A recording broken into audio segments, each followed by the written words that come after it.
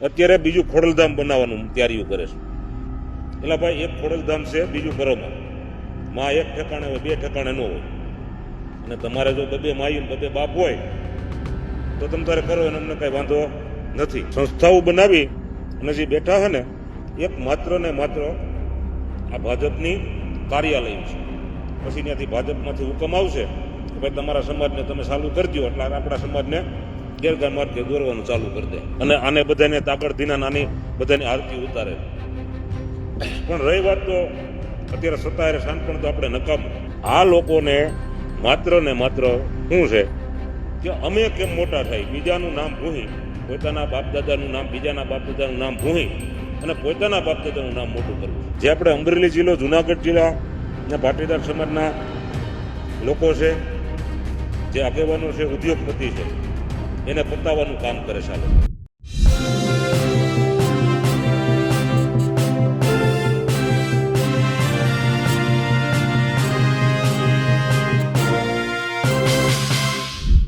જ્યારથી આ સમાચાર આવ્યા છે કે સુરતમાં પણ ખોડલધામ બનશે, ત્યારે પાટીદાર આગેવાનોમાં કેટલાક લોકો એવા છે જે આનો સીધી રીતે વિરોધ કરી રહ્યા છે.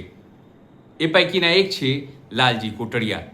તેઓ સ્પષ્ટપણે માને છે કે બે માં ના હોય અને જેમના બે બાપ અને બે માં હોય તેઓ જ ખોડલધામનું બીજો સેન્ટર એટલે કે બીજી જગ્યાએ તેની સ્થાપનાની વાત કરી શકે છે.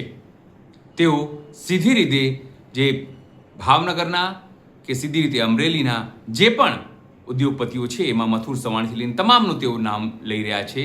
તે તમામને તેઓ કઠેડામાં ઊભી કરી રહ્યા છે, આરોપ લગાવી રહ્યા છે, કેશુબાપાની યાદ અપાવી રહ્યા છે. નમસ્કાર, હું છું ચિંતામણી પુત્ર અનિલ પટેલ. સ્વાગત છે આપનો મારા આ કાર્યક્રમમાં.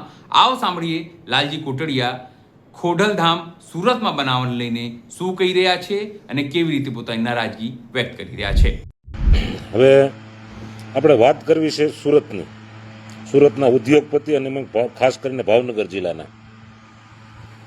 તો જ્યારે કેશુબાપા મુખ્યમંત્રી હતા ત્યારે મથુર માધા સવાણી આ ભાઈને તેથી બાપાએ કરોડો રૂપિયાની ગ્રાન્ટ આપી હતી, કરોડો રૂપિયાનું ફંડ આપેલું હતું અને એને જલધારાના પ્રમુખ બનાવ્યા હતા. એના જલધારાના પછી એ ભાઈએ ઓછામાં ઓછા 100ની આજુબાજુ જીસીબી, ઇટાસી આવું બધું લીધું હતું. અત્યારે એક પણ જીસીબી ઇટાસીની પાસે નથી. તો એ બધા ક્યાં ગયા? બરાબર છે. તો આ સમાજનો જ પૈસો છે ને, આપણો જ પૈસો છે. તો સમાજે એની પાસે અત્યારે માગવાનો અધિકાર છે. આ સુરતથી મને એક ભાઈએ કીધું. પછી ગોવિંદ ધોળકિયા, બરાબર છે, એની હિસાબે આપણે ગજેરા બંધુઓનો માથે તમને કોઈ ખોટા કેસ કરાવી અને એ લોકોને અત્યારે હેરાન પરેશાન કરાવતો માત્ર ને માત્ર ગોવિંદ ધોળકિયા, આ ભાવનગર જિલ્લો. કિરણ હોસ્પિટલ વાળા, વલ્લભ તડતડ, બરોબર છે, એ ભાઈ આમાં સામેલ છે. એક મુકેશ પટેલ કરીને છે, હીરાના બેતાબ બાસ્તા કહેવાય એને, એ પણ છે. એક જીવરાજ ધાડુકાવાળા, બરોબર, અને ગૌજી સુતરિયા.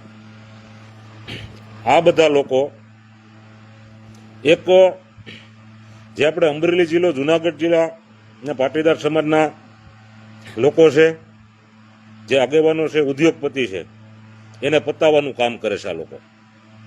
જેથી કરીને એને અત્યારે બીજું ખોડલધામ બનાવવાનું તૈયારીઓ કરે છે. એટલે ભાઈ એક ખોડલધામ છે, બીજું કરોમાં માં એક ઠેકાણે હોય, બે ઠેકાણે ન હોય. અને તમારે જો બબે માયું બબે બાપ હોય તો તમે તારે કરો એને અમને કઈ વાંધો નથી. પછી અત્યારે સાંસદની, રાજ્યસભાના સાંસદોની ટર્મ પૂરી થાય છે. એટલે આ લોકો એમાંથી મોદી પાસે હારા થવા જાય છે. શું થાય છે? વલ્લભભાઈ રત્ન એવોર્ડ આપી અને એની પાસે હારા થવા જાય છે. શું થાય છે? હારા થવા. એટલે રત એને સાંસદ બનવું છે, કારણ કે ચૂંટણી લડે તો કોઈ જીતે એમ નથી. એટલે એને સાંસદ થવું છે. એટલા માટે આ પુરસ્કાર આપવા ઢોળે છે અને સમાજને ખંભે રાખી અને ફોડવી છે આને. પણ સમાજ એટલો અણસમજુ નથી એને બધાને હવે ખબર પડવા માંડી છે કે આ લોકો અમને ગુમરાહ કરે છે. એટલે મારું પબ્લિક અને યુવા વર્ગને એટલું કહેવાનું છે કે આજે આ તમને વેચી નાખે છે, કાલે આપણને વેચી નાખશે.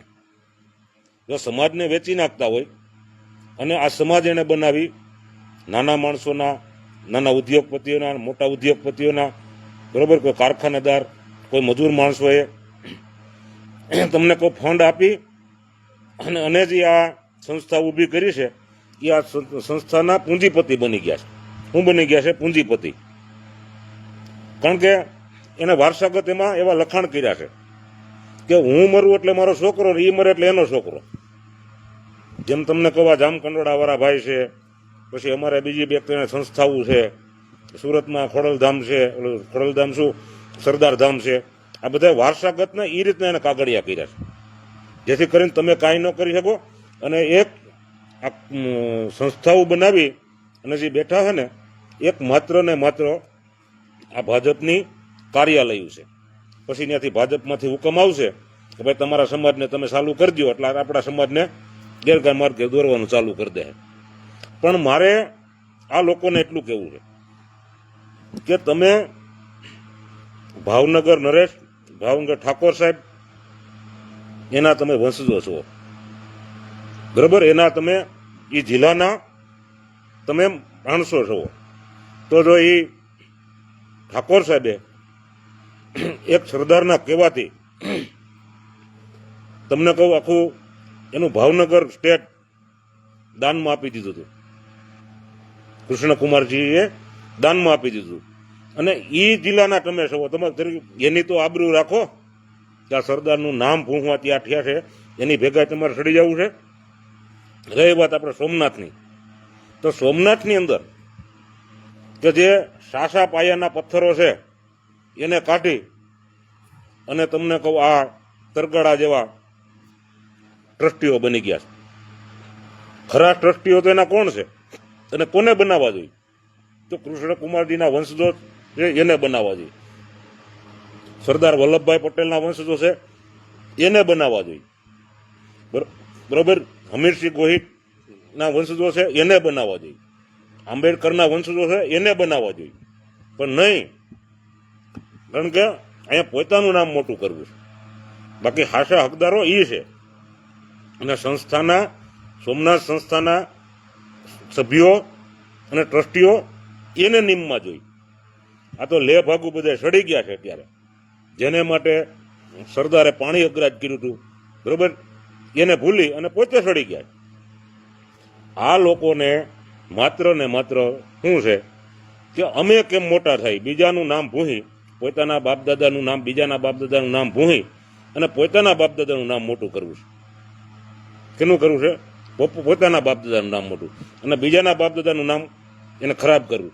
અને આ 4-5 જે પૂંજીઓ છે એની, બરોબર છે, આ લોકોને માત્ર ને માત્ર તમને કહું સાંસદ થવું છે, રાજ્યસભામાં એને જવું છે, બરોબર.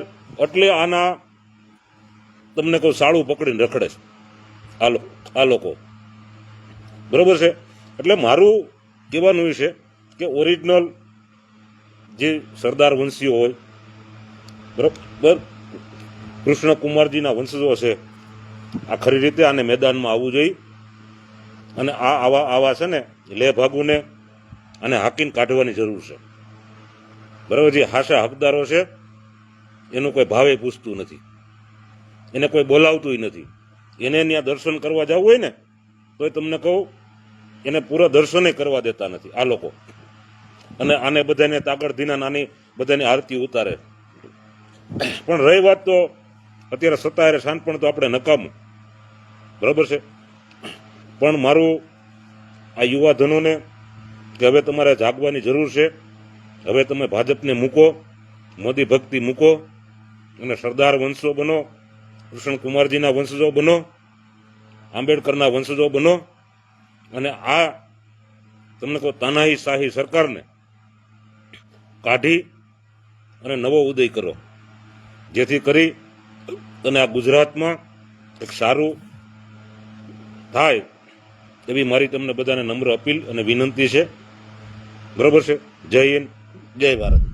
જે રીતે પાટીદારોમાં તળા પડ્યા છે ખોડલધામને લઈને, તેને આપ શું વિચારો છો? જરૂરથી અમારા કોમેન્ટ બોક્સમાં કમેન્ટ કરજો. એ સિવાય અમારી યુટ્યુબ ચેનલ લાઈક કરો, સબસ્ક્રાઇબ કરો, બેલ આઇકન દબાવો. સાથે અમારી વેબસાઇટ છે www.gujaratplus.in, ત્યાં પણ જઈને તમે વધુ અપડેટ થઈ શકો છો. અત્યારે માટે બસ આટલું જ. નમસ્કાર.